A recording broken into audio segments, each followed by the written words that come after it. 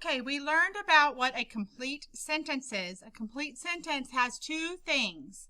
It has a subject, the naming part, and a predicate, the action part, what the thing or person is doing in the naming part.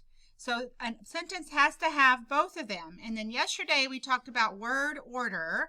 We said the subject needed to come before the predicate. For instance, we couldn't say walk down the hall April. We had to say April walked down the hall. So the subject has to come before the predicate. So in run-on sentences, it's when we do not separate two sentences. We forget to put a period at the end of the sentence and a capital on the next sentence. It's just all one long sentence. And I see a lot of writers do this.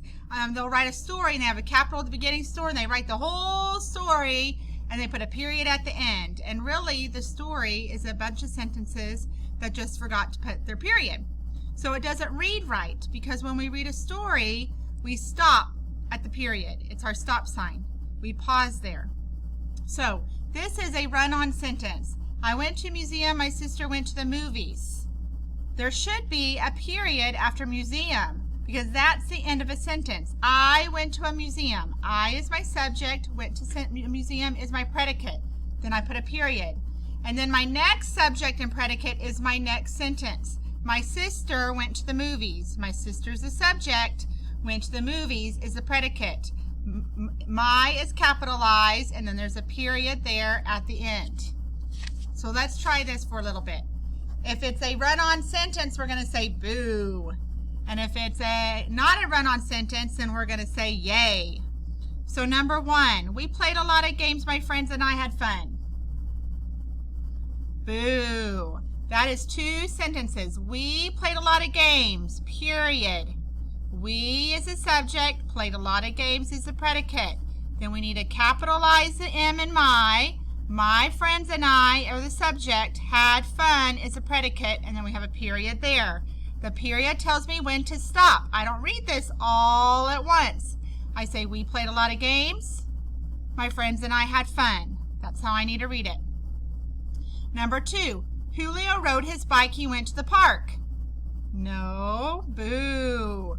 Julio rode his bike. I stop there. Julio is my subject. Rode his bike is the predicate. He would be capitalized. He's my subject. Went to the park is my predicate. We all enjoyed being outside on a sunny day. Yay! That one is correct. It's all one sentence.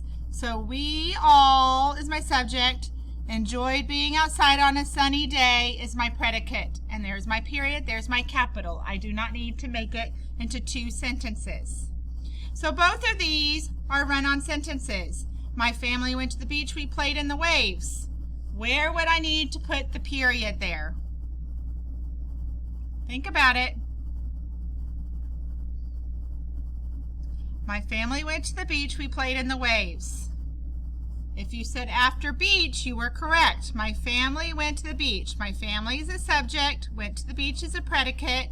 I would need to capitalize we in the next sentence. We is my subject, played in the waves is my predicate. Number five, we went home at sunset. My sister fell asleep in the car. There's two sentences there, two subjects and two predicates. Where would you put the period?